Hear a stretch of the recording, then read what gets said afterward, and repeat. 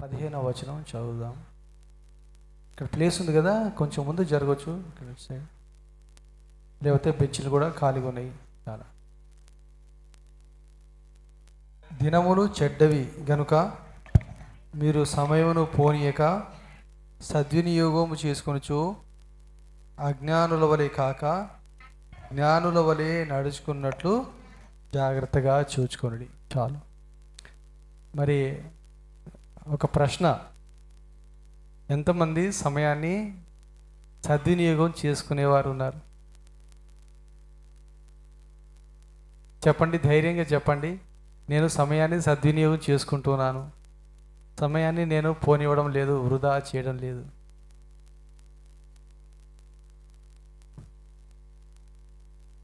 అజ్ఞానుల వలె కాక జ్ఞానుల వలె నడుచుకున్నట్లు జాగ్రత్తగా చూసుకోండి. సమయాన్ని మనము వృధా చేస్తే ఏం చేస్తున్నట్టంట? అజ్ఞానుల వలె నడుచుకుంటున్నాం. జ్ఞానులు ఏం చేస్తారంట? సమయాన్ని సద్వినియోగం చేసుకుంటారు. ఇక్కడ అందరు ఇరుకు ఎందుకు కూర్చున్నారు అక్కడ ఆ లైన్లో? ఇక్కడ ముందు ఖాళీగానే ఉంది కదా.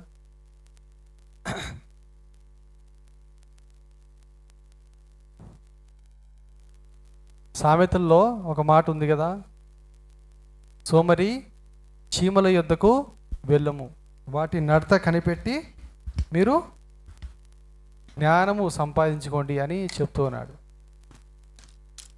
చీమలు ఎలాగూ కష్టపడుతున్నాయి, ఎంత చురుకుగా ఉంటున్నాయి, మనం ఎలాగో ఉంటున్నాము చూడండి. ఆల్రెడీ ఇప్పుడు వాక్యం స్టార్ట్ అయిపోతున్నది, ఇంతవరకు మీరు వస్తానే ఉన్నారు.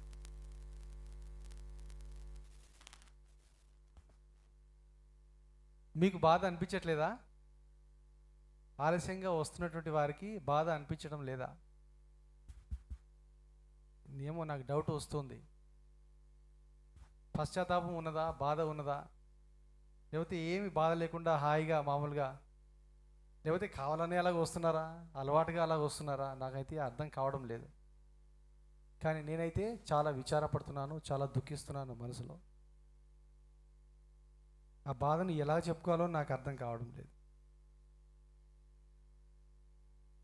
ఇది ప్రతివారం జరిగేదే కదా.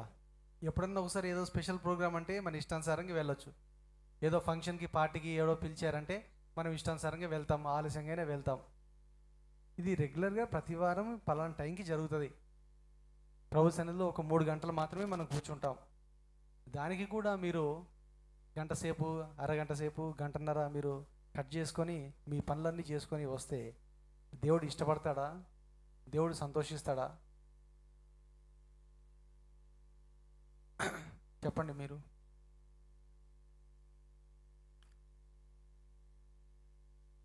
వచ్చేవారం నుంచి మధ్యాహ్నం 12 గంటల నుంచి 3 గంటల దాకా ఆరాధన. లేదనుకుంటే అలాగైనా చేద్దాం, లేదనుకుంటే ఇంకో ఆప్షన్ ఇస్తాను మీకు. మీరు అందరు వచ్చిన తర్వాత ఎవరైనా కాల్ చేయండి నాకు, అందరం వచ్చేసాం, రెడీగా ఉన్నాం, జస్ట్ మెసేజ్ టైం అవుతుంది, వచ్చేసి వాక్యం చెప్పి వెళ్ళండి అని మీరు చెప్పండి. ఓకేనా? మీరందరూ చాలా పెద్దవాళ్ళు కదా, మినిస్టర్లు, లీడర్లు, హాయిగా వస్తారు అన్ని పనులు చేసుకొని. వచ్చే వారం నుంచి మంచిగా టిఫిన్, భోజనం అన్నీ కూడా 2 సార్లు చేసుకొని 2 సార్లు భోజనం చేసి మంచిగా వచ్చి కూర్చోండి.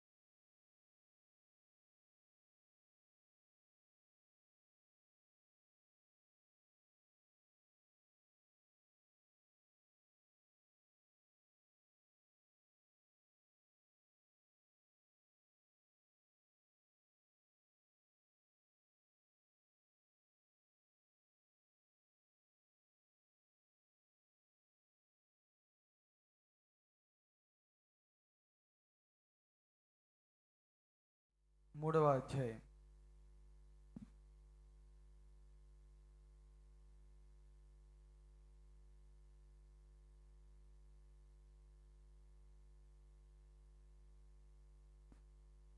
మూడవ అధ్యాయము 8వ వచనం చదువుకుందాం. ఇంతవరకు 4 భాగాలు ఆల్రెడీ మనం ధ్యానం చేశాం. ముందుకు వెళ్దాం. ప్రకటన 3:8. నీ క్రియలను నేను ఎరుగుదును, నీకున్న శక్తి కొంచెమై ఉన్నను, నీవు నా వాక్యమును గైకొని నా నామమును ఎరుగను అనలేదు.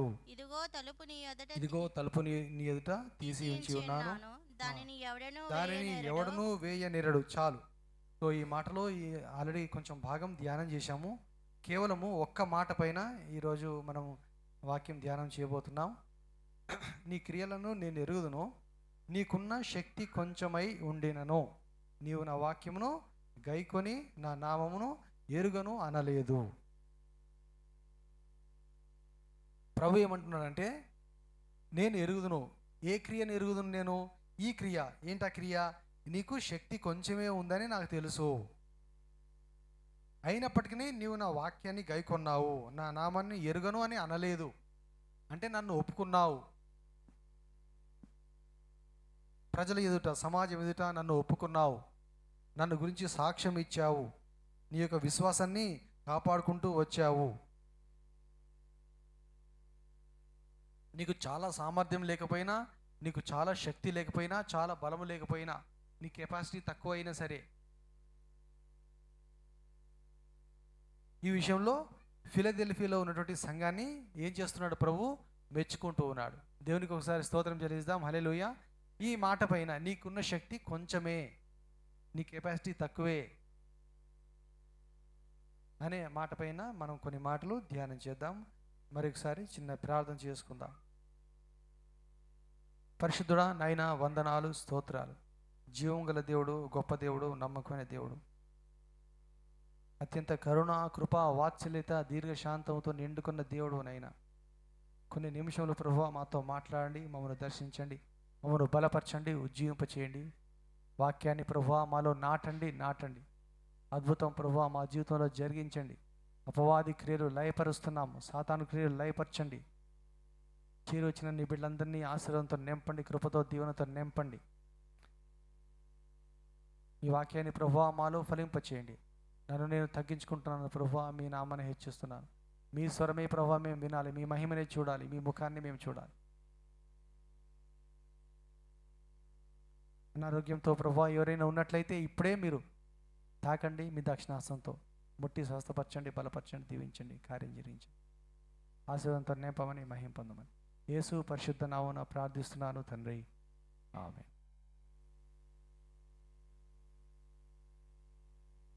ఫిలదెల్ఫియా అనేటువంటి సంఘంలో ఉన్నటువంటి సభ్యుల గురించి, విశ్వాసుల గురించి ప్రభు ఏమంటున్నాడు?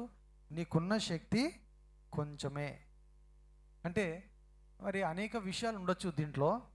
బహుశా ఆ స్ట్రెంగ్త్ తక్కువగా ఉన్నదేమో, సంఘంలో కొంతమందే ఉన్నారేమో, సభ్యులు కొద్దిమందే ఉన్నారేమో, లేకపోతే వారికి సపోర్ట్ తక్కువగా ఉన్నదేమో, సపోర్ట్ చేసేవారు తక్కువగా ఉన్నారేమో, లేకపోతే వారి దగ్గర ధనము తక్కువ ఉన్నదేమో, వాళ్ళు బీద స్థితిలో ఉన్నారేమో, లేకపోతే వారిని ప్రోత్సహించేవారు ఎక్కువగా లేరేమో, అనేక విధాలుగా అనుకోవచ్చు.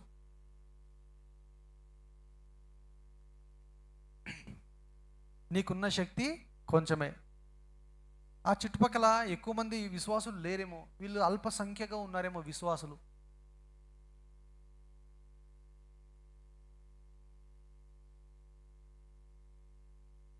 ఈ మధ్య ఈ 2-3 వారాల నుంచి మళ్ళా అదేది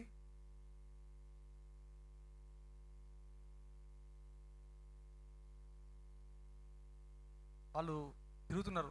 సాటర్డే మొత్తం వీధులన్నీ తిరుగుకుంటూ ఒక డోలకు పట్టుకొని ఒక 10 మంది, ఒక ఆయన ధోతి కట్టుకొని పెట్టుకొని. ఇంతకుముందు కొన్ని రోజుల క్రితం తెల్లారుజామున 4-5 గంటలకు సౌండ్ వచ్చేది తిరిగేవాళ్ళు. అది ఆపేసారు, ఇప్పుడు సాయంత్రం స్టార్ట్ చేశారు.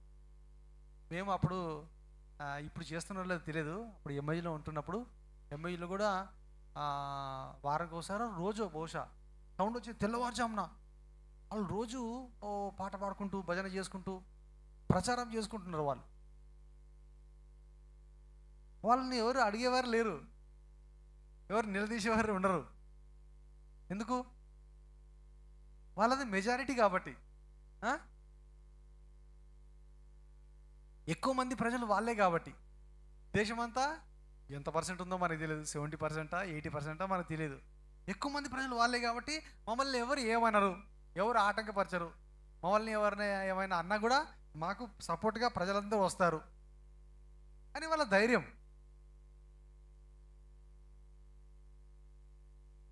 సడన్గా మొన్న కొన్ని రోజుల క్రితము మా ఇంటి దగ్గర ఆ ఎదురుగున్న ఇంటి వాళ్ళు దాని మీద జై శ్రీరామ్ అని స్టాంప్ వేసుకున్నారు. మేము హిందువులం అని అందరు స్టాంప్ వేసుకున్నాడు. ఇట్లా వేసుకున్నాడు అని సరే వాళ్ళది మొండి పట్టు ఉందేమో, రోషం ఉందేమో అనుకున్నా. ఒకసారి మళ్ళీ అట్లా మామూలుగా షాపులు అటు ఇటు వెళ్తుంటాం కదా, వచ్చి ఆ ఫస్ట్ లైన్లోంచి ఇట్లా వచ్చేటప్పుడు ఇక్కడ గుడి ఉంది కదా, టెంపుల్, దాని మీద ఉంది స్టాంప్. అది జై శ్రీరామ్ మేము హిందువులోని స్టాంప్. ఓహో, అక్కడ వేసారేమో, వీళ్ళు కూడా మరి వేయించుకున్నారేమో అనుకున్నా. మళ్ళీ మొన్న ఈ మధ్య ఈ కార్లో అటు వెళ్తున్నప్పుడు అటు లైన్గా కొన్ని ఇళ్ళకు ఉన్నాయి. అట్లా ఉంటుంది, రే వీళ్ళందరూ ఎట్లా వేసుకున్నారు, వేయించుకున్నారు అంటే వాళ్ళకు వేసే వాళ్ళకి తెలియదు. అట్లా ఎట్లా వేస్తారు, ఎవరు వేసి ఉంటారు, ఎట్లా వేస్తారంటే వాళ్ళు ఆల్రెడీ హిందూస్ అని వాళ్ళకి తెలుసు కాబట్టి తెలిసిన వాళ్ళకి వాళ్ళు వేసి ఉంటారు, స్టాంపు వేసారేమో. అంటే మా బలం ఇంత, మేమందరం ఉన్నాం కాబట్టి మేము ఏమి చేసినా ఏమేమన్నది. అదే ఇప్పుడు వాళ్ళు తిరిగినట్టు మనం పోయామనుకో, ఏంటి మత ప్రచారం చేస్తున్నారా, ఎవరు చేయమన్నారు మిమ్మల్ని, ఎవరు పర్మిషన్ ఇచ్చారు మీకు చూపియండి, అది పెద్ద గొడవ తీస్తారు, ఇంకా అలజడి అయిపోతుంది. నాకు అనిపించింది వీళ్ళు చేస్తే మనం ఎందుకు చేయొద్దు, మనం కూడా టీం కలిసి 10 మంది కూర్చొని ప్రతి వారం మనం కూడా చేద్దాం, రోడ్ల మీద తిరుగుదాం, ఏం చేస్తారో చూద్దాం అని అనిపిస్తుంది. నాకు తలంపు వస్తుంది. వీళ్ళు చేసుకుంటున్నారు, మనం ఎందుకు చేయొద్దు. మనం భయపడుతున్నాం, కొడతారేమో, తిడతారేమో, ఏమైనా చేస్తారేమో అని. మనం సువార్త చేయట్లేదు, మౌనంగా ఉంటున్నాం, కామ్గా ఉంటున్నాం.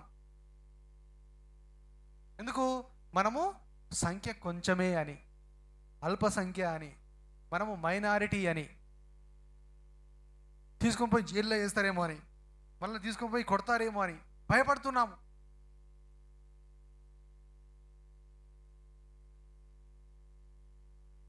నాకైతే అనిపిస్తుంది వాళ్ళు చేస్తే మనం ఎందుకు చేయొద్దు. వాళ్ళు ప్రచారం చేసుకుంటున్నారు, మనం కూడా చేద్దాం. వాళ్ళు చేస్తే ప్రచారం కాదు, మనం చేస్తే ప్రచారం అవుతుందా అనిపిస్తుంది నాకు. అట్లీస్ట్ ఇప్పుడైనా మనం 10 మందిని కలిసి 20 మందిని కలిసి మనం ఉన్నాం, 100 మంది ఉన్నాం సంఘం, ఎందుకు మనం కూడా తిరగొద్దు. యేసుప్రభువు గురించి ఒక పాట పాడుతూ ఎందుకు ప్రచారం చేయొద్దు, ఎందుకు మాటలు చెప్పొద్దు. ఏంటంటే ప్రచారం చేస్తున్నట్టే మీరు చేసుకోవట్లేదా, అదిగో మీరు తిరుగుతున్నారు కదా ప్రతి శనివారం అని ఒక సాకుని చెప్పి మనం చెప్పుకోవడానికి ఉంటుందేమో అని అనిపిస్తుంది నాకు.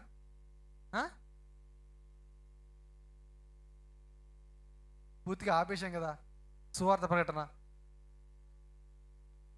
ఏదో గుడ్ ఫ్రైడేనో ఏదో వస్తే మనం వెళ్తున్నాం, కొంచెం చేస్తున్నాం, అప్పుడు ఆ సందర్భం ఉంది కదా ఎవరు ఏమన్నారు అని చెప్పేసి.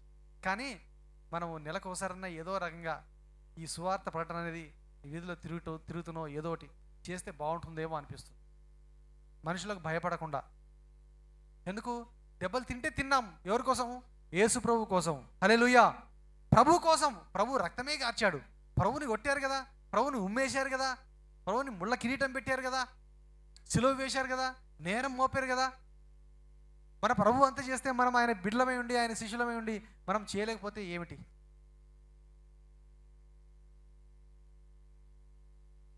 ఆలోచన వస్తుంది నాకు. ఏదైనా చేస్తే బాగుండేమో, చేయాలి, మనం చేయాలి. ఒక్కొక్క కాలనీ, ఒక్కొక్క వీధి, ఒక్కొక్క వారము, లేకపోతే నెలకోసారన్నా ఒక వారం మనం కేటాయించుకొని ఒక్కొక్క కాలనీలో తిరిగి యేసుప్రభు గురించి చెప్తే బాగుండేమో. ప్రభు తొందరగా వస్తున్నాడు. యేసుప్రభు అంటున్నాడు, నేను త్వరగా వస్తున్నాను. మరి ఎందుకు చేయొద్దు? మనం ఎంతకాలం మౌనంగా ఉండాలి? పబ్లిక్ అంతా ఎక్కువ మట్టుకు వాళ్ళే, తెలిసినా కూడా మళ్ళీ వాళ్ళు చెప్పుకుంటున్నారు, మనం ఎందుకు చెప్పుకోవద్దు? అలా కోపం రాని, మనల్ని కొట్టని గాక, ఏమైనా అనని గాక చెప్దాం. దీని గురించి కొంచెం మీరు కూడా సీరియస్గా ఆలోచన చేయండి. 5-6 మంది 10 మంది పద అన్న, మేము కూడా వస్తాం, పద చేద్దాం, పద తిరుగుదాం, పద నెలకోసారన్నా తిరుగుదాం. వాళ్ళు వారానికోసారి తిరుగుతున్నారు, నెలకోసారన్నా తిరుగుదాం, పద ఒక్కొక్క నెలకు ఒక్కొక్క వీధి తిరుగుదాం, పద. దేనికైనా రెడీగా ఉందాం, దేనికైనా సిద్ధంగా ఉందాం ప్రభు కోసం.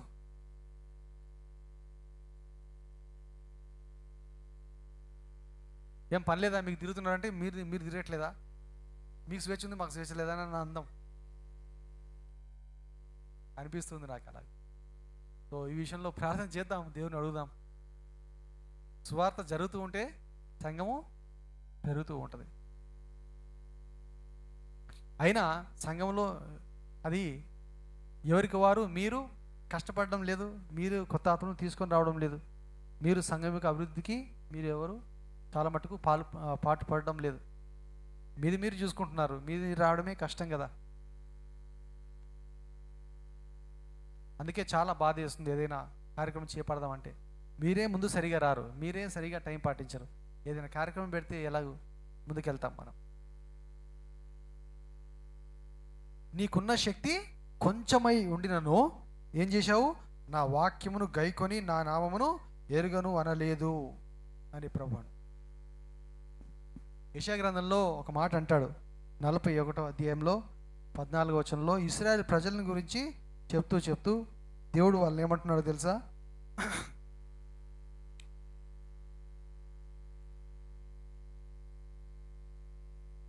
పురుగు వంటి యాకోబు, స్వల్ప జనమగు ఇశ్రాయేలు, భయపడకుడి, నేను నీకు సహాయము చేయుచున్నాను అని యెహోవా సెలవిస్తున్నాడు. నీ విమోచకుడు ఇశ్రాయేలు పరిశుద్ధ దేవుడే. గట్టిగా దేవునికి స్తోత్రం చెల్లిద్దాం. హల్లెలూయా. ఇశ్రాయేలు, నేను చిన్న సంఖ్య, స్వల్ప జనము, మేము కొద్దిమంది ప్రజలమే, మేము కొంచెముగా ఉన్నాము అని భయపడుతున్నావా? ఇశ్రాయేలు నా ప్రజలారా భయపడుతూ ఉన్నారా? మేము ఎక్కువ మంది లేమని భయపడుతున్నారా? మా చుట్టూ శత్రువులు చుట్టుముట్టారు,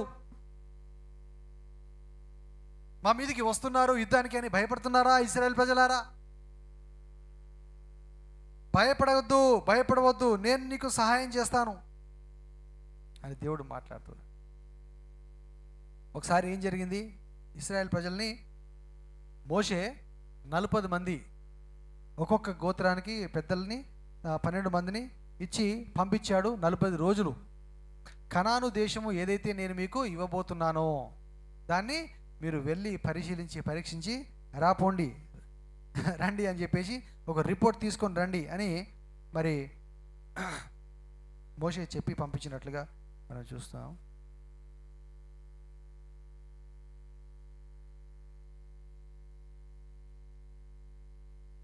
నిర్గమకాండములో 13వ అధ్యాయము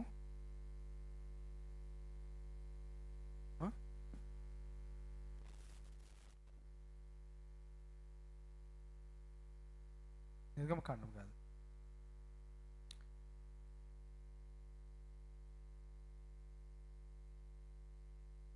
సంఖ్యాకాండము 13వ అధ్యాయం 33వ వచనం. వాళ్ళు రిపోర్ట్ తీసుకొని వచ్చారు. ఏమని చెప్తున్నారు మోషేతో? అక్కడ నెఫీలులు అనబడిన సంబంధులైన అనాకు వంశపు నెఫీలులను మేము చూచాము, మా దృష్టికి మేము మిడతల వలె ఉంటిమి, వారి దృష్టికి అట్లే ఉంటిమి అనేది. 40 రోజులు తిరిగారు. అక్కడ మీరు ఏం చూస్తారో, అక్కడ ఏం పంట పండుతుందో, ఏం ఫలాలు ఉన్నాయో అన్నీ కూడా మీరు తీసుకొని రండి, ఆ దేశం గురించి ఆ ప్రజల గురించి మీరు రిపోర్ట్ తీసుకొని రండి అని మోషే వారికి చెప్పి పంపించినప్పుడు వెళ్ళారు. అంతా రిపోర్ట్ తీసుకొని వచ్చారు. ఇప్పుడు ఏమంటున్నారు? అసలు వాళ్ళు ఎలా ఉన్నారు? వాళ్ళు శూరుల్లా కనబడుతున్నారు, చాలా పెద్దగా కనబడుతున్నారు, ఉన్నత దేవుల్లా కనబడుతున్నారు, మేము చిన్నగా మిడతల్లా కనబడుతున్నాము, వారి దృష్టికి మా దృష్టికి మేము అలాగే కనబడుతున్నాము. వాళ్ళు ఎవరు? నెఫీలులు సంబంధులైన అనాకు వంశపు వారు అని రిపోర్ట్ తీసుకుని వచ్చి ఏం చేస్తున్నారు? మోషేతో ఏమంటున్నారు?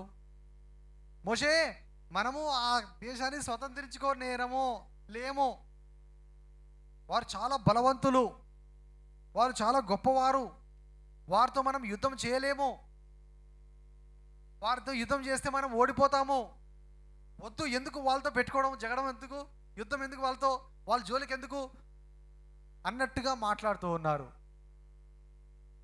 వెళ్ళిన వారందరూ 2 తప్ప. 2 ఎవరు? కాలేబు, యెహోషువ. 2 మాత్రమే లేదు మోషే అంటే ఈ యెహోషువ కాలేబు ఆ నెఫీలుల ముందు చిన్నగా కనబడలేదా? ఆ ప్రజల ముందు వీరి దృష్టికి వీరు, వారి దృష్టికి అయినా కూడా చిన్నగా కనబడట్లేదా? మిగతా 10 మంది దృష్టికి మాత్రమే చిన్నగా కనబడుతున్నారా? కాదు. వారిలో ఉండే విశ్వాసం వేరుగా ఉన్నది, ఈ ఇద్దరిలో ఉండే విశ్వాసం వేరుగా ఉన్నది. హల్లెలూయా. కాలేబు యెహోషువలో ఉన్నటువంటి విశ్వాసము. మనము కాదు యుద్ధం చేసేది, దేవుడు వాగ్దానం చేస్తున్నాడు కాబట్టి, దేవుడు మనకు స్థలం ఇస్తానని చెప్పాడు కాబట్టి, వారు ఎలాంటి వారైనా సరే వారి ముఖ రూపాన్ని చూసి, వారి ఎత్తును చూసి, వారి బలం చూసి మనం భయపడాల్సిన పని లేదు. హల్లెలూయా. దేవుడు మనకు ఎలాగైనా విజయం ఇస్తాడు. వెళ్దాం పదా మోషే, వెళ్దాం, మేము వస్తాము, మేము యుద్ధం చేస్తాము. వారు చెప్పే మాటలు నువ్వు పట్టించుకోవద్దు అని అంటున్నారు. మనం ఎలాగ ఉండాలి? అనేక మంది ఎలాగ రిపోర్ట్ ఇస్తారో అలా కాదు. దేవుని చిత్తానుసారముగా దేవుని మీద విశ్వాసంతో మనం ఏదైనా ప్రకటించాలి, చెప్పాలి. పర్వాలేదు, మేము చిన్నగా కనబడినా సరే దేవుడు మనకు తోడుగా ఉంటాడు, దేవుడు సహాయం చేస్తాడు.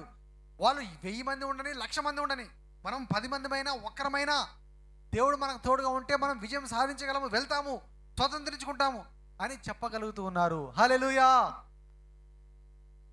నీకున్న శక్తి కొంచెమై ఉండినను నీవు నన్ను కాదనలేదు. ధైర్యంగా వెళ్ళావు, నువ్వు సాగించావు నీ పరుగు, నీ యుద్ధం కొనసాగించావు, నువ్వు ఆపలేదు. నా పని చేయడం నువ్వు ఆపలేదు. నేను వెళ్ళమన్నప్పుడు నువ్వు వెళ్ళావు, నా మాట విన్నావు, నాకు లోబడ్డావు, నా మీద విశ్వాసం ఉంచావు.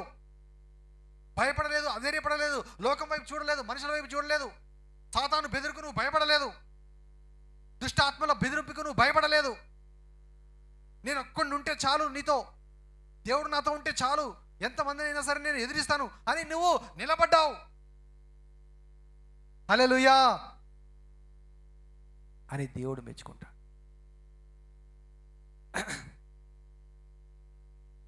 న్యాయాధిపతుల గ్రంథంలో 7వ అధ్యాయంలో మనకు ఒక మాట కనిపిస్తుంది.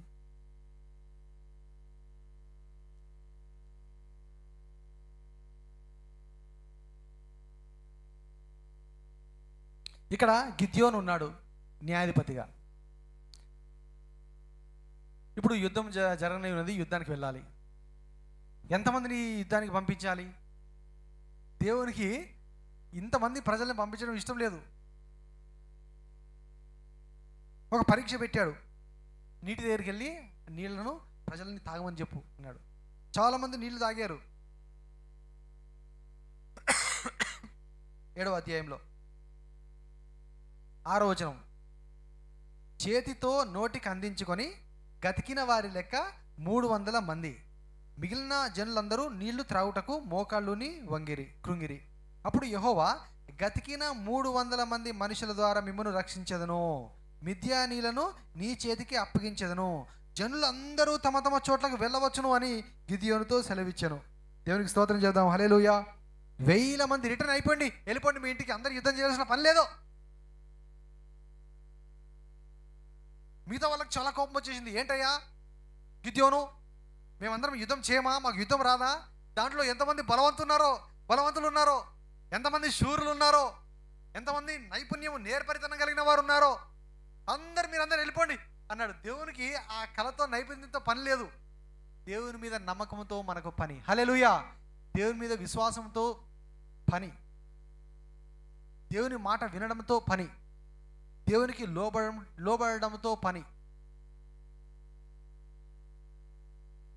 ఆ 300 మంది ఎవరైతే గతకుట ద్వారా నీళ్ళు తాగారో వాళ్ళని మాత్రం నువ్వు తీసుకుని పోయి యుద్ధానికి అన్నాడు. అంతే. గిద్యోను 300 మంది పోయారు. మిద్యానీలను సంహరించి ఓడించేసి యుద్ధాన్ని గెలిచి వచ్చేసారు. హల్లెలూయా. చూడండి, బైబిల్ అంతట్లో కూడా ఈ పాత నిబంధనలో జరిగిన యుద్ధంలన్నింటిలో కూడా మనం చూస్తున్నప్పుడు ఇలాంటి సందర్భములు చాలా కనిపిస్తాయి మనకు. 1 కాదు 2 కాదు, చాలా సందర్భములు మనకు కనిపిస్తాయి. యుద్ధము యెహోవాదే. యుద్ధము ప్రజలను బట్టి కానీ, వారి సంఖ్యని బట్టి కానీ, వారి బలాన్ని బట్టి కానీ, వారి నైపుణ్యాన్ని బట్టి కానీ, వారి దగ్గర ఉన్న ఆయుధాలను బట్టి కానీ కాదు. గెలుపు అనేది దేవుడి పక్షంగా ఉన్నవారిదే. ఒక్కరైనా, ఇద్దరైనా, 10 మంది అయినా, 1000 మందితో పని లేదు. నీవు పోరాడుతున్నావా నీ సమస్యలను బట్టి? నాకు ఎవరు సపోర్ట్ లేరు అనుకుంటున్నావా? నాకు ఎవరు సహాయం చేయట్లేదు అనుకుంటున్నావా? నేను ఒక్కడనే పోరాడుతున్నాను అనుకుంటున్నావా? నీ దగ్గర నీతి ఉంటే, నీ దగ్గర న్యాయం ఉంటే, నీవు దేవునికి భయపడితే దేవుడు నీ పక్షముగా ఉన్నాడు. హల్లెలూయా. దేవుడు మన పక్షమున ఉండగా మనకు విరోధి ఎవరు?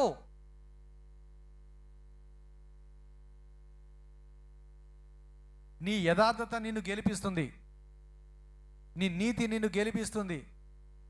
దేవుడు నీతో ఉంటే చాలు, గెలుపు నీదే. కానీ నీ త్రోవ అక్రమమైందైతే, మోసపూరితమైందైతే, అన్యాయమైంది నీ జీవితంలో ఉంటే, నీతో 1000 మంది వచ్చినా, ఎన్ని రికమెండేషన్లు నీ దగ్గర ఉన్నా, ఎంతమంది బలగము నీకున్నా, ఎంతమంది బంధువులు నీకున్నా, ఎంతమంది స్నేహితులు నీకున్నా, దండగా దండగా దండగా అయిపోతుంది. నువ్వు ఎప్పుడు మనుషులను చూస్తూ ఉంటావా? ప్రజల బలము చూస్తుంటావా? నీ బలము నువ్వు చూసుకుంటావా? నీ ధనము నువ్వు చూసుకుంటావా? నీ తెలివి జ్ఞానం ఆధారం చేసుకుంటావా? దండగా దండగా దండగా. నీకు గెలుపు రావాలంటే దేవుడు నీతో ఉంటే చాలు. నీతో 1000 మంది రాకపోయినా పర్వాలేదు, నీకు అనేక మంది సపోర్ట్ లేకపోయినా పర్వాలేదు. దేవుని ఆశ్రయించు, దేవునికి భయపడు, దేవుడు నాతో ఉన్నాడు అనేటువంటి నిశ్చయిత నువ్వు కలిగి ఉండు చాలు, విజయం నీకు వస్తుంది. హల్లెలూయా. నాకు ఎవరు తెలియదు, నాకు ఎవరు సపోర్ట్ లేరని భయపడాల్సిన పని లేదు. అప్పుడు ఆటోమేటిక్గా దేవుడే నీకు సహాయం చేస్తూ వస్తుంటాడు, దేవుడు నిన్ను ముందుకు తీసుకొని పోతూ ఉంటాడు.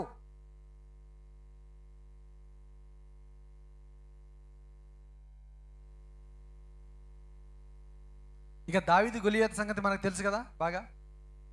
దావీదు ఎంత ఉన్నాడు, గొలియాతు ఎంత ఉన్నాడు, కానీ ఎంత ధైర్యం చేశాడు దావీదు భక్తి. శూరుని నేల ఒరిగేటట్టుగా చేయగలిగాడు, కేవలం దేవుని మీద ఉన్నటువంటి విశ్వాసము. నేను దేవుని పేరట వస్తున్నాను నీ మీదకి, జీవము గల దేవుని పేరట. ఎవరి పెట్టే వెళ్ళాడు దావీదు? జీవము గల దేవుని పేరట నీ మీదకి నేను వస్తున్నాను అని వెళ్ళాడంతే. భయపడలేదు, మనిషిని చూసి భయపడలేదు, పరిస్థితిని చూసి భయపడలేదు, ఆ సైన్యాన్ని చూసి భయపడలేదు. దావీదు పక్షంగా ఇశ్రాయేల్ ప్రజలందరూ ఉన్నా కూడా ఎవరైనా యుద్ధానికి వస్తున్నారా? అందరూ భయపడి వెనక జరిగిపోయారు. రాజు సైతము, సౌలు సైతం వెనక జరిగి కూర్చున్నాడు. ఆ సూర్యుని చూసేసరికి కథం అయిపోయింది ఇలా పని. ఆ ఒక్క సూర్యుడే వచ్చేసి మా సైన్యం అంతటిని నాశనం చేస్తారన్నటువంటి భయంలో ఉన్నారు సౌలు, ఆ ఇశ్రాయేల్ ప్రజలు, ఇశ్రాయేల్ సైన్యం అందరూ కూడా. వాడిని చూడగానే భయపడిపోయారు. చాలామంది విశ్వాసులు ఇలాగే ఉంటారు. అగో వాడు సైతం వస్తున్నాడు, అగో వాడు వస్తున్నాడు, అగో వాడు దుష్టుడు వస్తున్నాడు, అదిగో ఆ సమస్య వచ్చేస్తుంది. పరిస్థితిని చూసి, సమస్యను చూసి భయపడి వెనక్కు మళ్ళుతారు. కానీ ఎవరి వైపు చూడాలి? యేసు వైపు చూడు.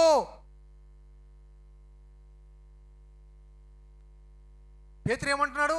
ప్రభువా నీవే అయితే నేను కూడా నీటి మీద నడిచి వచ్చేటట్టుగా నువ్వు సెలవుమంటే రా పేతురు అన్నాడు. హల్లెలూయా.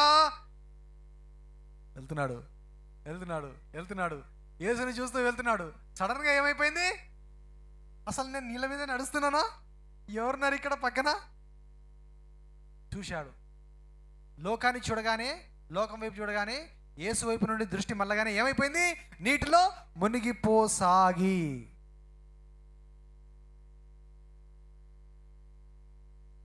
యేసు వైపు చూస్తే నడుస్తావు, గమ్యాన్ని చేరుకుంటావు. లోకాన్ని చూడకు, పరిస్థితులు చూడకు, ప్రభు వైపే చూడు.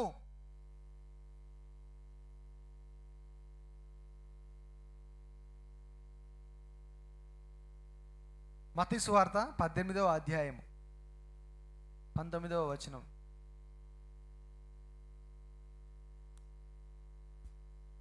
మరియు మీలో ఇద్దరు తాము వేడుకొను దేనిని గూర్చి అయినను భూమి మీద ఏకీభవించిన యెడల అది పరలోకమందున నా తండ్రి వలన వారికి దొరుకునని మీతో చెప్పుచున్నాను.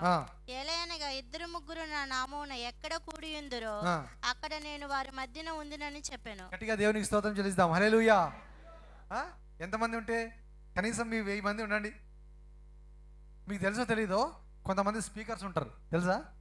వాళ్ళు అంటారు, పాస్టర్ గారు మేము సభ పెడుతున్నాం, మీటింగ్ పెడుతున్నాము, మీరు వస్తారా స్పీకర్గా పిలుస్తున్నాం అంటే ఎంతమంది వస్తారు? 1000 మంది వస్తారా? 2000 మంది వస్తారా? కనీసం 1000 మంది ఉంటే వస్తాను, లేకపోతే రాను అనేవారు కూడా ఉన్నారు. కనీసం 2000 మందిని మీరు గ్యాదర్ చేయాలి. అప్పుడే వస్తాను, లేకపోతే రాను.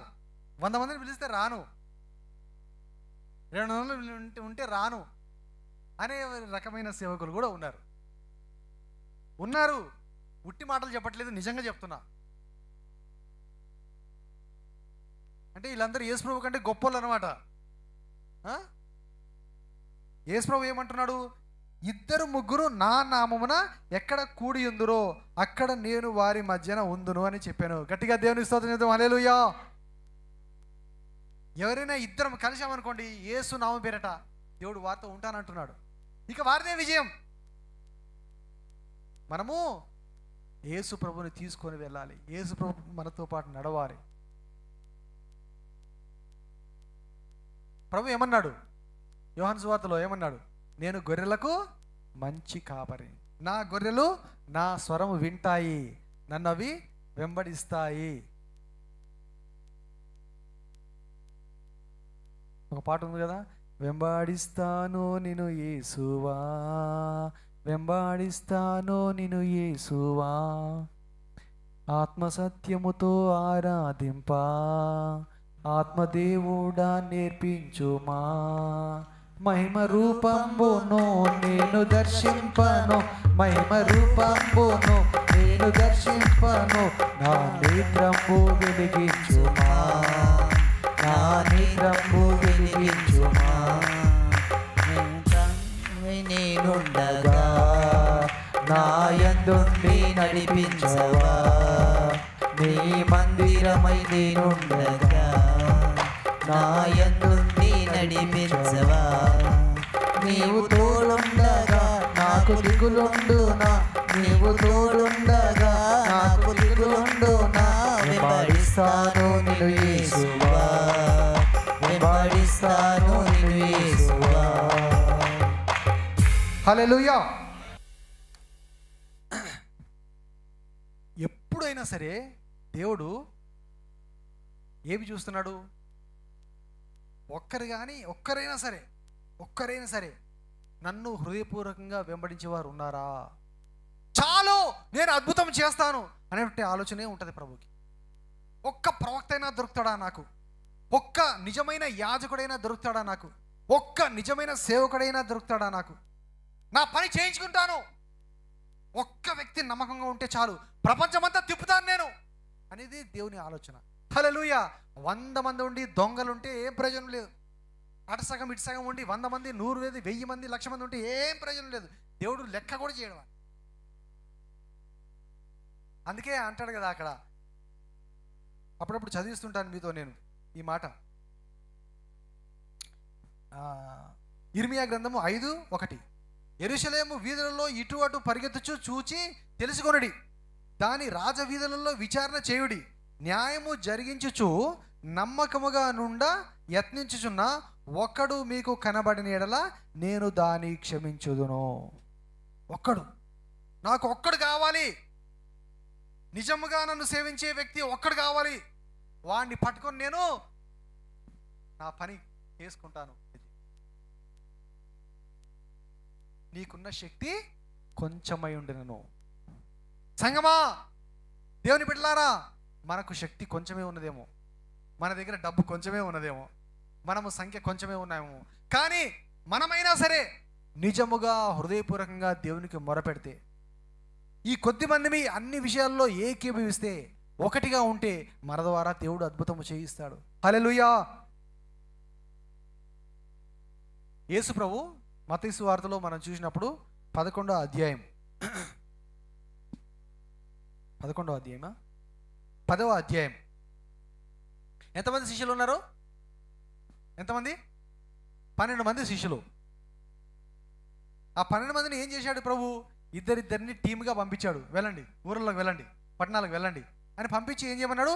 స్వస్థపరచండి, రోగులను బాగు చేయండి, సువార్త చేయండి, చనిపోయిన వారిని లేపండి, గుడ్డి వారికి చూపు ప్రసాదించండి, కుష్ఠవ్యాధి గల వారిని లేపండి. అధికారం ఇచ్చి పంపించేశాడు అంతే. మొత్తం ఇశ్రాయేల్ ప్రాంతంలో కూడా వారు తిరుగుతూ ఏం చేస్తూ వచ్చారు? సువార్త ప్రకటిస్తూ రోగులను బాగు చేస్తూ వచ్చారు. యేసు ప్రభు చేసిన పని తాను వారికి అధికారం ఇచ్చి పంపించేశాడు. తన దగ్గర ఉన్న 12 మంది శిష్యులు. పరలోకానికి ఆయన వెళ్ళిపోయేటప్పుడు అక్కడ ఉన్నటువంటి వారు ఎంతమంది? కొద్ది మందే ఉన్నారు. అక్కడ మీరు వెళ్ళండి, ప్రపంచం అంతటిని నింపండి, సువార్త చేయండి, నా ప్రజలుగా శిష్యులుగా చేయండి అంటే ఇప్పుడు ప్రపంచం అంతటా ఎంతోమంది క్రైస్తవులు అయిపోయారు. హల్లెలూయా. ఒకే ఒక్కడు తోమా మన దేశానికి వచ్చి ఏం చేశాడు? ఆ సువార్త ప్రకటిస్తే ఇప్పుడు దేశంలో ఎన్ని లక్షల మంది క్రైస్తవులు అయిపోయారు. కొన్ని పుస్తకాలు చెప్తున్నాయి, కొంతమంది చెప్తారు చరిత్రక హిస్టోరియన్స్, బర్తలోమియా అనేటువంటి ప్రభు యొక్క శిష్యుడు కూడా వచ్చాడు భారతదేశానికి అని చెప్తారు. మరి కొంత మటుకు నిజం అయి ఉండొచ్చు. మరి తోమా వచ్చాడనే విషయం అందరికీ తెలుసు. కాకపోతే బర్తలోమియా అనేటువంటి ఇంకో శిష్యుడు కూడా వచ్చాడు, మరి సువార్త చేశాడని ఒక నమ్మిక ఉన్నది. అలాగూ మన దేశాన్ని నింపారు. హల్లెలూయా. మరి మనము ఎంతమంది ఉన్నాము? 10 మంది కంటే ఎక్కువ లేమా? 50 మంది కంటే ఎక్కువ లేమా? మనం ఏం చేస్తూ ఉన్నాము?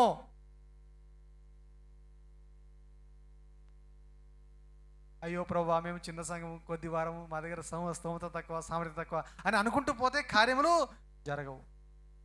ఆ ఉన్న మనమైనా సరే బలముగా ఉందాము, ఆత్మపూర్ణమై ఉందాము, అందరం కలిసి సమకూర్చుకుందాము, కాంట్రిబ్యూట్ చేద్దాము, అందరం కలిసి పనిచేద్దాము, అందరం కలిసి వెళ్దాం అనుకుంటే దేవుడు ఈ మంద ద్వారానే అనేక కార్యములు చేయ సమర్థుడు. హల్లెలూయా. లూకాసు వార్త 12:33.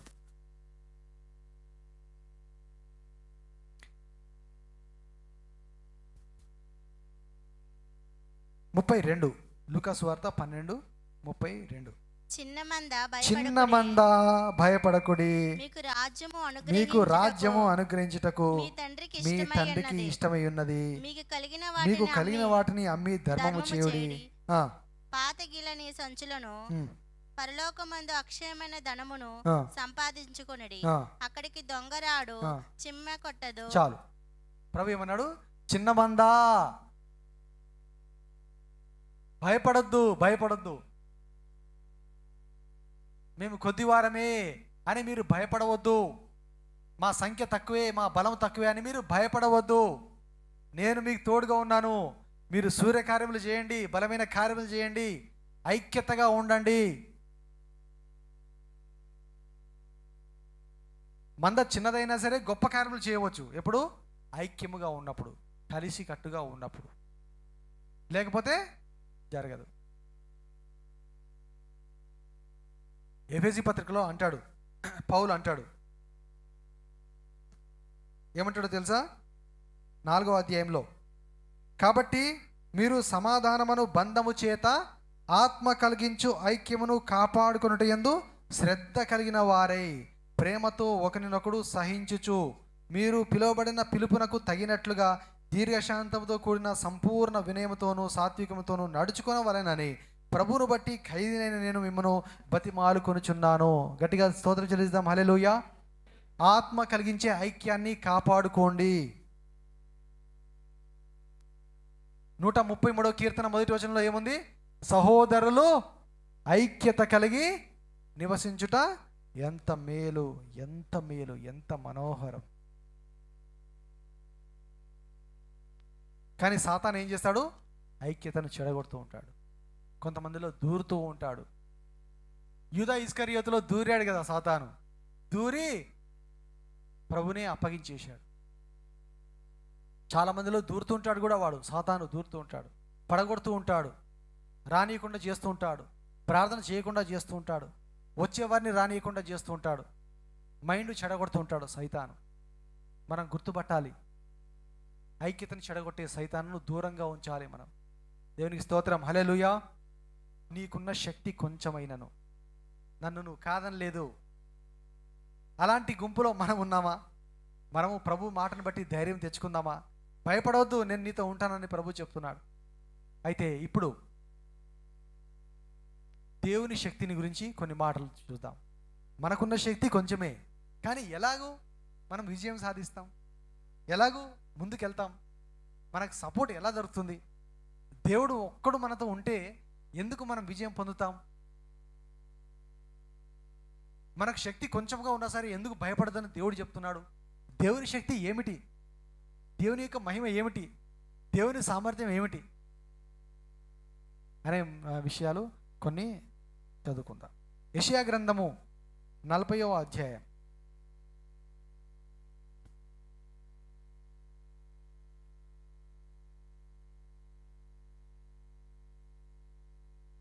29వ వచనం, యెషయా 40:29.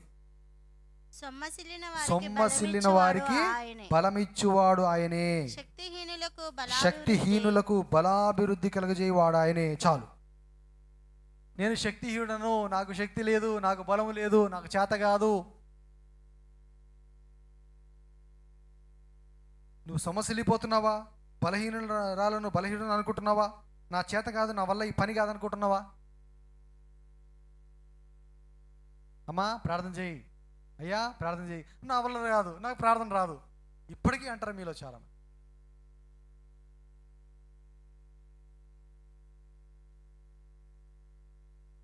అమ్మో టయానికి పోతే నన్ను వైపు వాక్యం చదవమంటాడు, నన్ను ప్రార్థన చేయమంటాడు, లేట్గా పోతా అని అనుకునేవారు ఉన్నారు.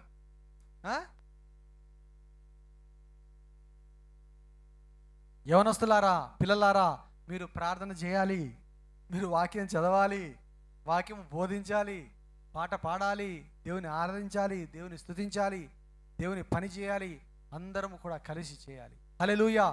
ధైర్యం తెచ్చుకోవాలి, అవకాశాన్ని అందిపుచ్చుకోవాలి. కొందరు చేతులారా అవకాశాన్ని చేజార్చుకుంటూ ఉంటారు, వద్దనుకుంటూ ఉంటారు.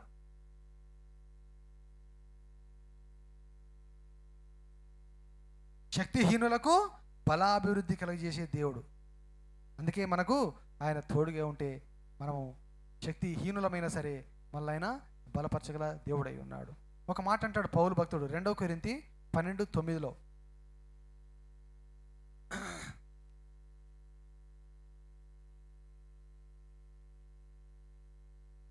అందుకు నా కృప నీకు చాలును, బలహీనత యందు నా శక్తి పరిపూర్ణమగుచున్నదని ఆయన నాతో చెప్పెను. కాగా క్రీస్తు శక్తి నా మీద నిలిచియుండు నిమిత్తము విశేషముగా నా బలహీనత యందే బహు సంతోషముగా అతిశయపడుదును. గట్టిగా దేవునికి స్తోత్రం చెల్లిస్తాం. హల్లెలూయా. పౌలుకి ఒక సమస్య ఉన్నది.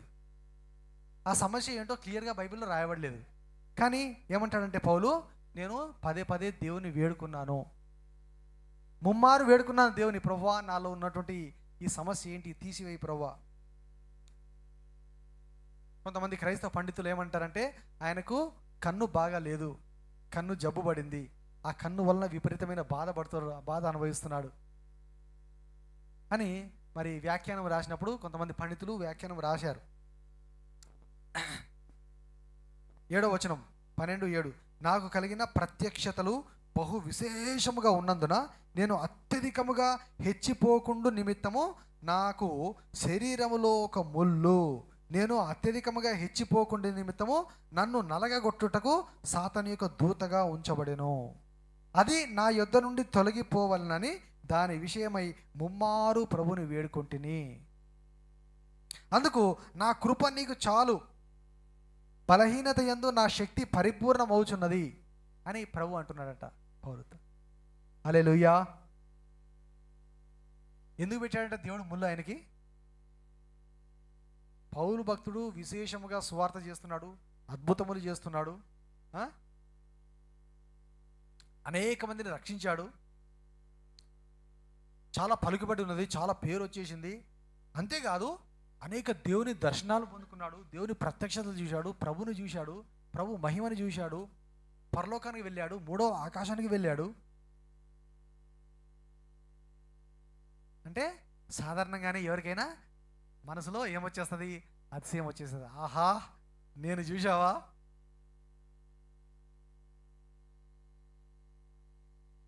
దేవుడు కొంచెం వాడుకున్నాడు అనుకోండి, ఎవరినైనా కొంచెం వాడుకుంటే చాలు, ఆహా నన్ను చూశావా.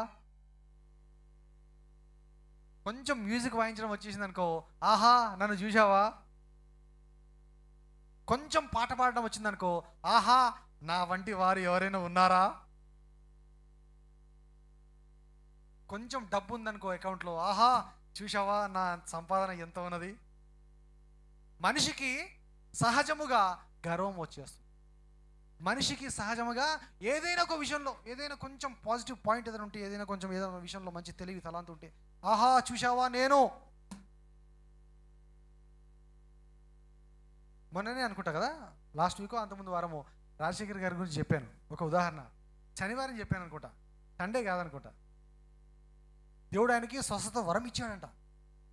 ఆయన సేవ స్టార్టింగ్ రోజుల్లో రాజశేఖర్ గారు అనేక అద్భుతాలు జరుగుతున్నాయంట. ఒకసారి దేవుడు ఒక అద్భుతం జరిగితే ఆహా ఏం అద్భుతం చూసావా నా ద్వారా జరిగిందనే అనుకున్నాడంట మనసులో. అంతే, ఆ టైంలోనే ప్రభు ఆయన్ని విడిచిపెట్టి వెళ్ళిపోయాడంట.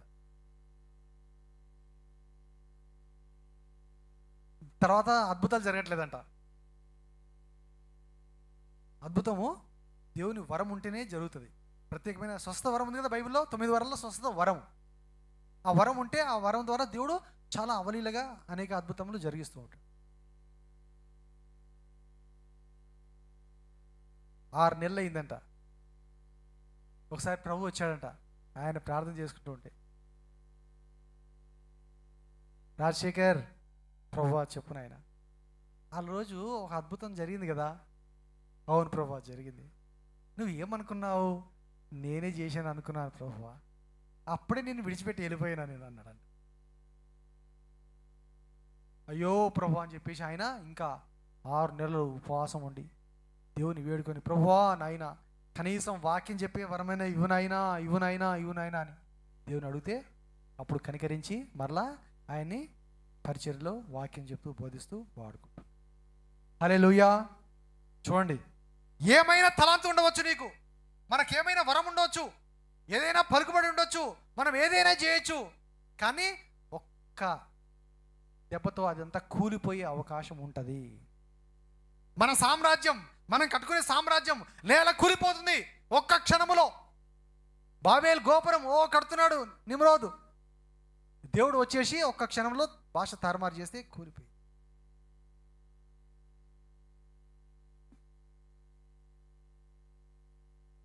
కాబట్టి ఆ గర్వమును అహంకారమును మన దరి చేరనివ్వకూడదు. హల్లెలూయా. సాతాను వాడు ఏమిటి? ఒక కెరూబు, అభిషేకం పొందిన కెరూబు, దేవుని దగ్గర ఉన్నాడు, గర్వించాడు, నాశనం అయిపోయాడు, త్రోయబడ్డాడు, పాతాళంలో ఒక మూలకు పడవేయబడ్డాడు.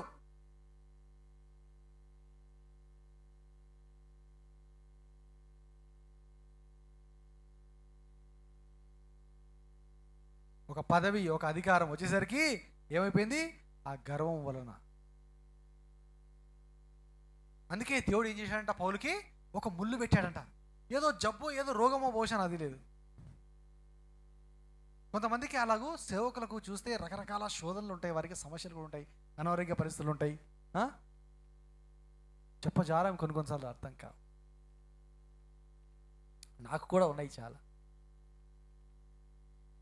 కొన్నిసార్లు అనిపిస్తుంది ఇలాగే దేవుడు కావాలనే తన దాసులకు కొన్ని ముళ్ళు పెడతాడా, వాళ్ళు అతిశయించకుండా, తప్పిపోకుండా, గర్వించకుండా, ఎప్పుడు తమను తాము తగ్గించుకొని అణిగిమణిగి ఉండడానికి చేయడానికి. హల్లెలూయా.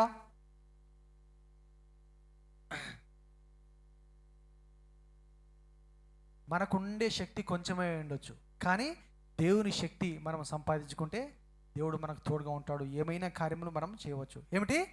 దేవుని యొక్క శక్తి. ఒకసారి చదువుదామా? దేవుని శక్తి. లూకా సువార్త 24వ అధ్యాయము.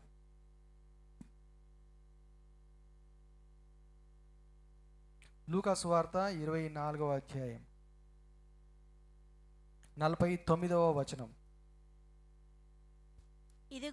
ఇదిగో నా తండ్రి వాగ్దానము చేసినది మీ మీదికి పంపుచున్నాను. మీరు పైనుండి శక్తి పొందు వరకు పట్టణంలో నిలిచి ఉండుడని వారితో చెప్పాను. గట్టిగా దేవునికి స్తోత్రం చెల్లిద్దాం. హల్లెలూయా. పైనుండి శక్తి సంపాదించుకోండి. పైనుండి శక్తిని నేను పంపబోతున్నాను. మీరు అల్ప సంఖ్య అయినా, మీరు కొద్ది మంది అయినా, మీ సామర్థ్యం తక్కువైనా, నేను పంపబో శక్తితో మీరు బలవంతులవుతారు, శక్తిమంతులవుతారు, బలవంతులవుతారు. హల్లెలూయా. అఖిల్, ఫోన్ పక్క పెట్టు. నువ్వు ఫోన్ చూస్తావు, ఆయన నిందుకు చూసుకుంటూ ఫోన్ చూసుకుంటూ కూర్చుంటాడు. ప్రభు సన్నిధికి ఎందుకు వచ్చినట్టు? మనం మైండ్ ఎక్కడున్నది మనది?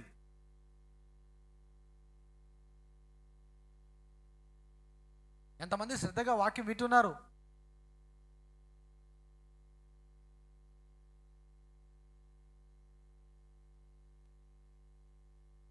పైనుండి శక్తి పొందే వరకు మీరు కనిపెట్టండి, నిలిచి ఉండండి. అదే మాట అపోస్తలుల కార్యంలో చూద్దాం. చూడండి, 1వ అధ్యాయము 8వ వచనం, అయినను పరిశుద్ధాత్మ మీ మీదికి వచ్చినప్పుడు మీరు శక్తి నొందెదరు గనుక మీరు యెరూషలేములోను యూదయ సమరయ దేశంలో అందంతటను భూదిగంతముల వరకు నాకు సాక్షులయ్యుందురని వారితో చెప్పాను. గట్టిగా దేవునికి స్తోత్రం చెల్లిద్దాం. హల్లెలూయా. ఇంకోసారి చెప్పండి, హల్లెలూయా, హల్లెలూయా. మీరు కనిపెట్టండి, శక్తి మీకు వచ్చినప్పుడు, మీరు శక్తిని పొందుకున్నప్పుడు, పరిశుద్ధాత్మ మీ మీదకి వచ్చినప్పుడు మీరు శక్తి నొందెదరు. అప్పుడు మీరు నాకున్న శక్తి కొంచెమే అని నువ్వు చెప్పవు, నాకున్న బలం తక్కువే అని నువ్వు చెప్పవు, నా వల్ల ఏమీ కాదని నువ్వు చెప్పవు. నేను ఒక్కడైనా సరే, ఎవరు నాతో రాకపోయినా సరే నేను వెళ్ళిపోతాను, ముందు సాగిపోతాను అని చెప్తావు.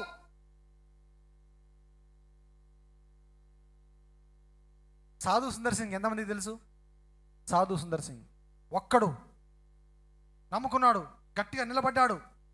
కుటుంబం వెలివేసింది, చంప ప్రయత్నం చేశారు, విష ప్రయోగం చేశారు, తప్పించుకున్నాడు. దేవుడు కాపాడాడు, వెళ్ళిపోయాడు, ఇల్లు వదిలిపెట్టేసి వెళ్ళిపోయాడు. దేశమంతా, భారతదేశం అంతా తిరిగాడు.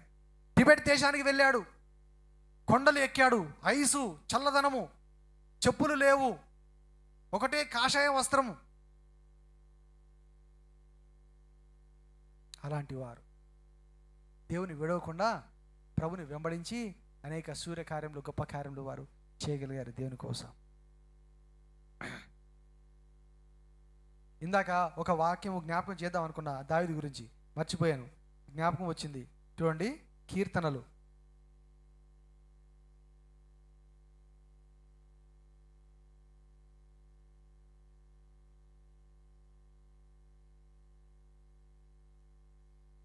3:6, 3వ కీర్తన 6వ వచనం. 10,000 మంది దండెత్తి నా మీదికి వచ్చి మోహరించినను నేను భయపడను. రక్షణ యెహోవాదే, యుద్ధం యెహోవాదే అని దావీదు అన్నాడు. చూశారా, అసలు ఏం ధైర్యం, మొండి ధైర్యం అండి దావీదుది. ఎంత ధైర్యం. ఒక మనిషికి ధైర్యం ఎక్కడి నుంచి వస్తుంది? ఒక మనిషి లోపల దేవుని మీద గట్టి విశ్వాసం ఉంటే, ఒక మనిషి యథార్థంగా నేను జీవిస్తున్నాను, నాలో ఏ మోసము అన్యాయము లేదు, ఏ దౌర్జన్యం లేదు, ఏ దొంగతనము లేదు, ఏ అబద్ధము లేదు అనేటువంటి గట్టి నమ్మకము, విశ్వాసము ఒక వ్యక్తికి ఉంటే అతనికి ఉండే ధైర్యం అంతా. హల్లెలూయా. సింహం వచ్చినా భయపడడు, సాతాను వచ్చినా భయపడడు, నాయకుడు వచ్చినా భయపడడు, అబద్ధము కేసుల మీద పడ్డా భయపడడు, ఎవరు ఎదురాడి వచ్చినా కూడా భయపడడు. నీతిమంతుడు సింహం వలె ధైర్యముగా ఉంటాడు. హల్లెలూయా. నీతి ఉన్నదా నీలో? నీవు నీతిమంతుడుగా జీవిస్తున్నావా? దావీదు వంటి ధైర్యం నీకు కూడా కలుగుతుంది. జకరియా 4:7.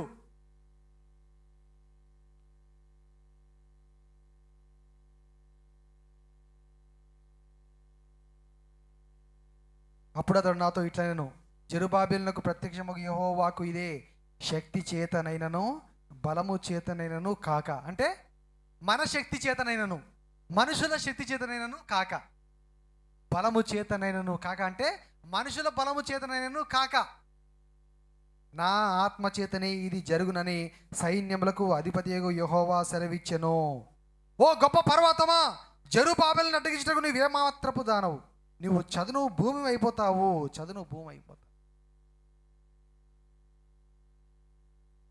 చలో చప్పట్లు కొట్టండి, పాడండి. శక్తి చేత కాదనెను, బలముతో నిధి కాదనెను, నా ఆత్మ ద్వారా యెహోవా సెలవిచ్చెను, నా ఆత్మ ద్వారా యెహోవా సెలవిచ్చెను. ఓ ఇశ్రాయేలు విను, నీ భాగ్యమెంత గొప్పది. ఓ ఇశ్రాయేలు విను, నీ భాగ్యమెంత గొప్పది. యెహోవా రక్షించిన నిన్ను పోలిన వారెవరు? యెహోవా రక్షించిన నిన్ను పోలిన వారెవరు? శక్తి చేత కాదనెను, బలముతో నిధి కాదనెను, నా ఆత్మ ద్వారా దీని చేదునని యెహోవా సెలవిచ్చెను, నా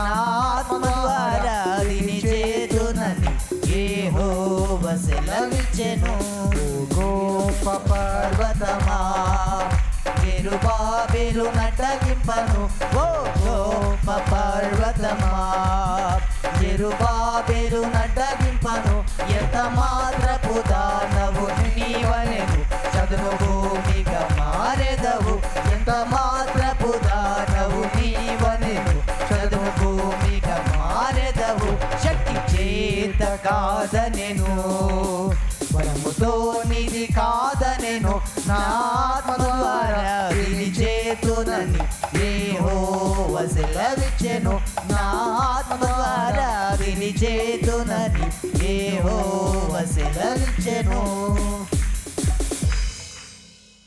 వస్తున్నారా మరి? కనిపెట్టడానికి వస్తున్నారా?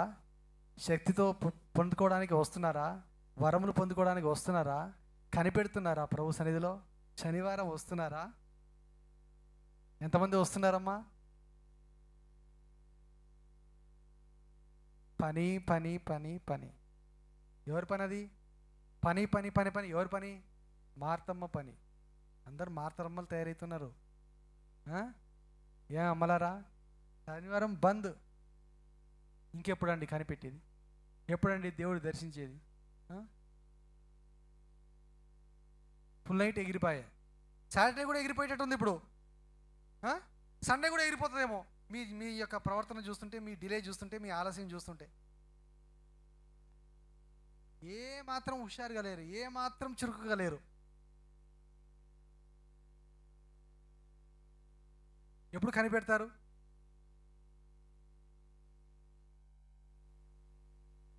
దేవుని శక్తి ఏం చేయాలంట? పైనుండి దేవుడు పంపబోతున్నాడంట. దానికోసము మీరు కనిపెట్టండి, ఆలయంలో ఉండి కనిపెట్టండి అన్న. ఆ 120 మంది ఏమి చేశారు? కనిపెట్టారు. హల్లెలూయా. 10 రోజులు బయటికి వెళ్ళకుండా, ఎక్కడికి వెళ్ళకుండా మొత్తం మూసేసుకున్నారు. అంతే, కూర్చున్నారు, స్తుతిస్తూ ఉన్నారు, ప్రార్థిస్తూ ఉన్నారు. ఏంటండి సాటర్డే రావట్లేదంటే? మాకు దూరం కదా, మేము రాలేము. అదొకటి ఎక్స్క్యూజ్. ఇంకా కొంతమందికి దూరం కదా. అయితే మీకు శక్తి వద్దా? ప్రార్థన జీవితం వద్దా మీకు? అభిషేకం వద్దా మీకు? ఓన్లీ దగ్గర ఉండే వాళ్ళకనా?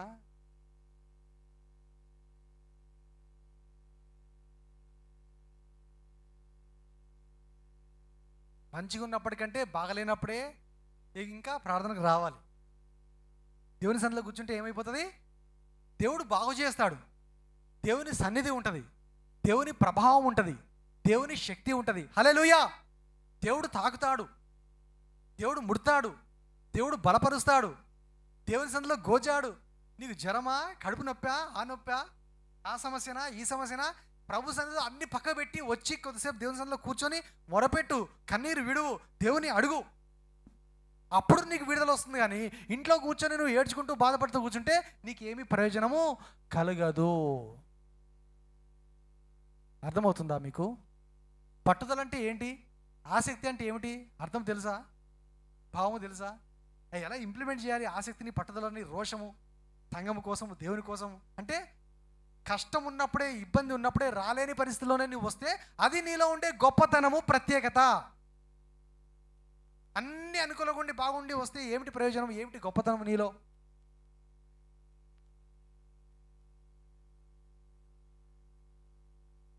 ఇంకా దేని మూలంగా మనకు శక్తి వస్తుంది? ఇంకా దేని మూలంగా ప్రభు మనల్ని బలపరుస్తాడు? 2 తిమోతి 3:15.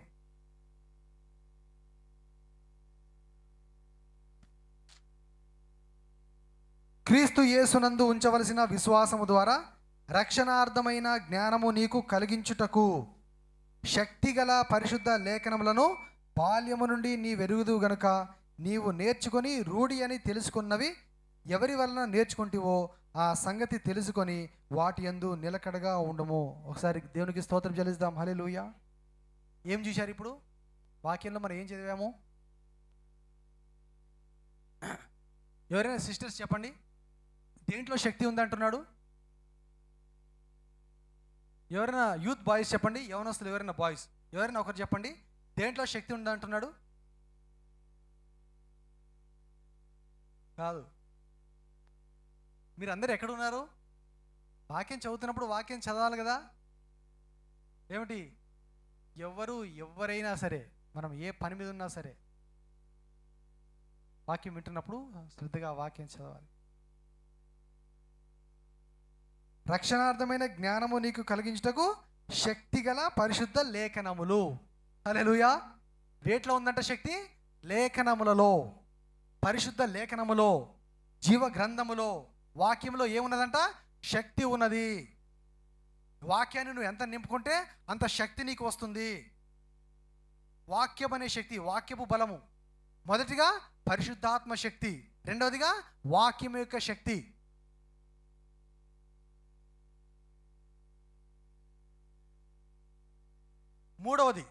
మూడవది ఎఫెసీ పత్రిక 6వ అధ్యాయం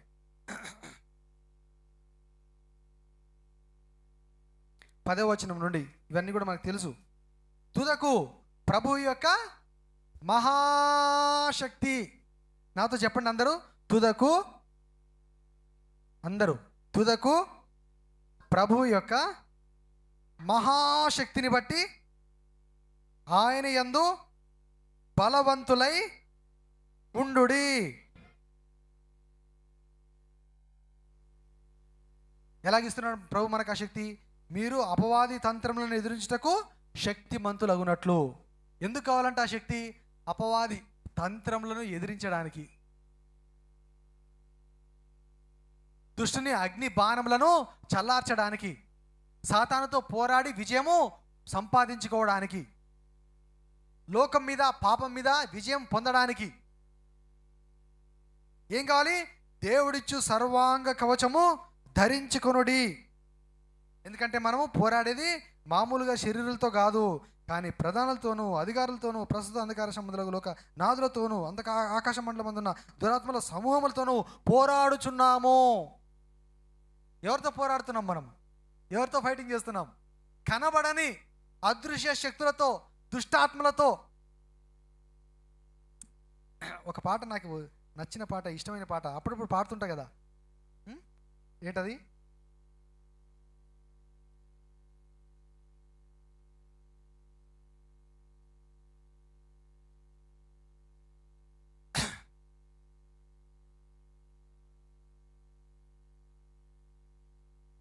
లోకము తోడను నా దేహముతో, ఆకాశమందలి దుష్టాత్మలతో. ఎవరితో పోరాటము?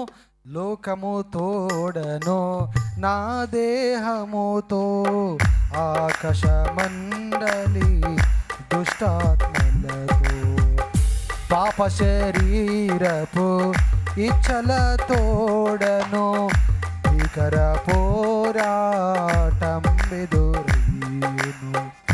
పాప శరీరపు ఇచ్చల తోడను భీకర పోరాటం ఎదురయ్యును.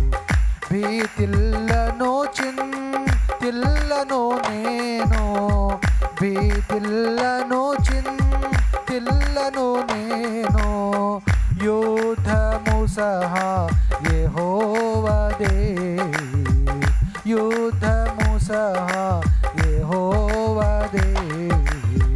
బ్రతుకువాడను వేడిక కాదు, బ్రతుకువాడిల క్రీస్తేసే.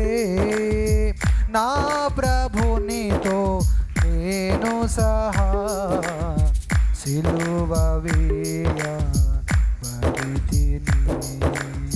సిలువ వేయబడితిని.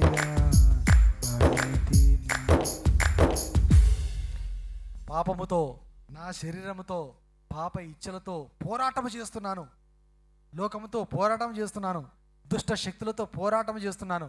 ఆ పోరాటంలో నీవు దేవుని శక్తి కలిగి ఉంటే సర్వాంగ కవచము, దేవుడిచ్చు సర్వాంగ కవచము, పరిశుద్ధాత్మ యొక్క శక్తి, వాక్యం యొక్క శక్తి నీవు సంపాదించుకుంటే పోరాడి విజయం పొందుతావు. హల్లెలూయా. ఆ సర్వాంగ కవచం అంటే ఏమేమి ఉన్నాయంటే అందులో ఏమి ఉన్నాయి?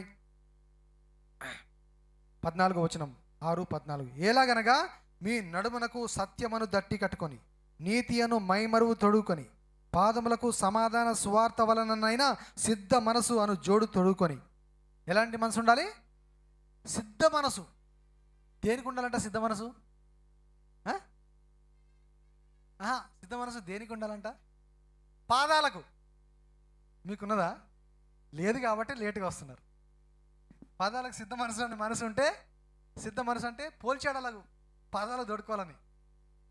అదంతా అలంకార భాష. నిజంగా సిద్ధ మనసు అనే దాన్ని పాదాలకు కట్టుకోవడం నిజంగా కట్టుకోవడం కాదు.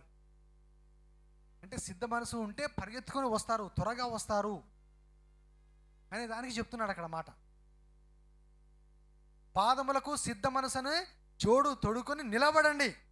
ఇవన్నీ గాక విశ్వాసమును డాలు పట్టుకొనుడి, దానితో మీరు దుష్టుని అగ్ని బాణములను ఆర్పుటకు శక్తిమంతులవుదురు.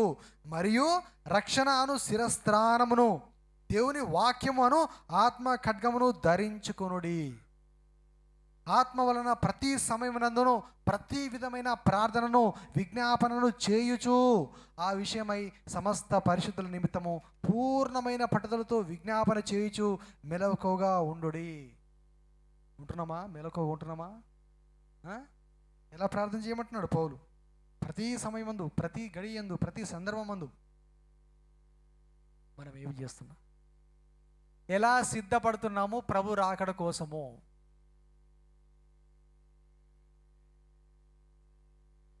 చర్చికి వచ్చిన తర్వాతనే చాలామందికి ప్రభు జ్ఞాపకం వస్తాడేమో, వాక్యం జ్ఞాపకం వస్తుందేమో. మళ్ళీ ఇంటికి వెళ్ళిపోయిన తర్వాత మళ్ళీ సండే దాకా దేవుడు నై, వాక్యము నై, ప్రార్థన నై, కుచ్ భీ హమ్ నై జాంతే అన్నట్టుగా ఎంతమంది ఉన్నారు మీలో? సిద్ధపడుతున్నామా? ప్రభు వస్తున్నాడు, సిద్ధపడుతున్నారా?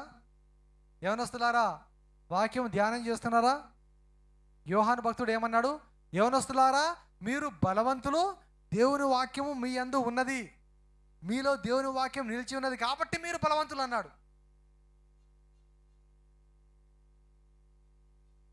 మీకు రకరకాల తలాంతులు ఉండవచ్చు, మీరు వాద్యము వాయించవచ్చు, మ్యూజిక్ వాయించవచ్చు, కీబోర్డ్ వాయించవచ్చు, పాటలు పాడవచ్చు, ఏమైనా చేయవచ్చు, రికార్డింగ్ చేయవచ్చు, ఎడిటింగ్ చేయవచ్చు.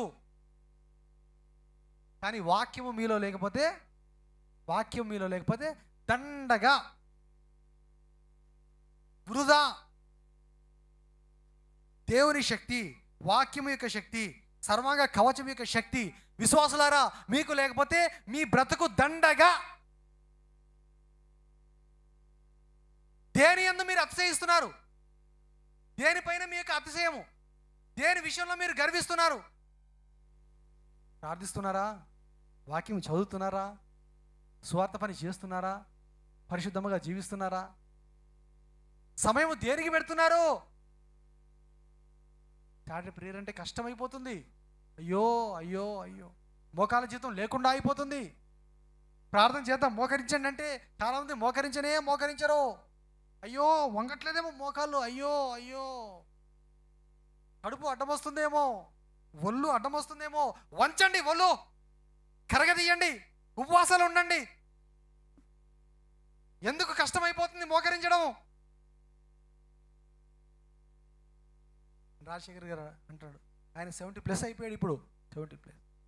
అయినా సరే ఆయన నేను మోకరించి ప్రార్థన చేస్తున్నాను అంటాడు. హల్లెలూయా. ఆ దానియేలు భక్తుడు ఏం చేస్తున్నాడు? ప్రార్థన చేయొద్దు, ఎవరు ఏ దేవునికి మొక్కదని చెప్పినా కూడా యథావిధిగా యెరూషలేము వైపు కిటికీలు తెచ్చుకొని మోకాళ్ళ మీద ఉండి ముమ్మారు ప్రార్థిస్తాడు. ఎందుకు సిగ్గు? మోకరించడానికి సిగ్గుపడుతున్నారా? ఇంకా మీరు మోకరించడానికి భయపడుతున్నారా? మనం ఎలా సిద్ధపడుతున్నాము?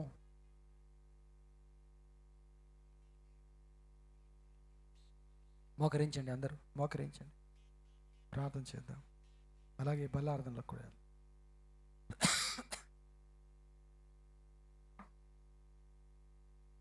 కొన్ని చిన్న చిన్న మార్పులు మనం చేసుకోవాలి. ప్రార్థన చేయడానికి, వాక్యం చదువుకోవడానికి, ప్రభు సన్నిధికి పరిగెత్తుకొని రావడానికి ఒక టైం టేబుల్ కరెక్ట్గా మనం పెట్టుకోవాలి. కొన్ని విషయాలు మనం సరి చేసుకోవాలి, చిన్న చిన్నగా కొన్ని మార్పులు చేసుకోవాలి. అప్పుడే మన జీవితంలో మార్పు అనేది మనం చూస్తాము. స్తోత్రం నాయనా. మోకరించండి, ప్రభుని అడగండి, ప్రార్థన చేయండి, ఎవరికి వారి కనిపెట్టండి, అడగండి. ప్రభువా నా జీవితాన్ని సరిచేయండి. మీ శక్తితో మమ్మల్ని నింపండి, వాక్యపు శక్తితో నింపండి, సర్వాంగ కవచమును ధరింపచేయండి, అభిషేకంతో నింపండి. నేను శక్తిహీనుడు బలహీనుడే ఉండొచ్చు ప్రభువా, నన్ను బలపరచండి, ముట్టండి. నీ బలము నాకుంటే చాలు నాయనా నాయనా నాయనా అని అడగండి. యవనస్తులారా కళ్ళు మూసుకోండి, మోకాల మీద ఉండండి. తమాషా నా చర్చ అంటే, ప్రార్థన అంటే తమాషా అయిపోతుందా మీకు?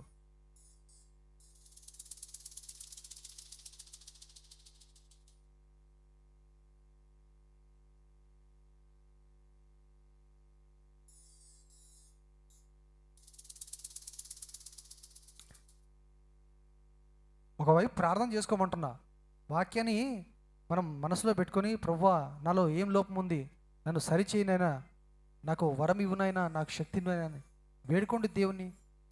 ఏదైనా విషయంలో మనం సరిగా లేమేమో దేవుణ్ణి అడగండి, సరిచేయమని అడగండి, పశ్చాత్తాపడండి, ప్రార్థన చేసుకోండి. హల్లెలూయా హల్లెలూయా హల్లెలూయా. స్తోత్రం స్తోత్రం స్తోత్రం. ప్రభువా మీ వాక్యాన్ని మాలో ఫలింపచేయండి, శక్తితో నింపండి, మమ్మల్ని బలపరచండి. చిన్న సంఘముగా ఉన్నాము నాయన, అయినట్టుని ప్రభువా మేము ఒక్కటిగా ఉండేట్టుగా చేయండి.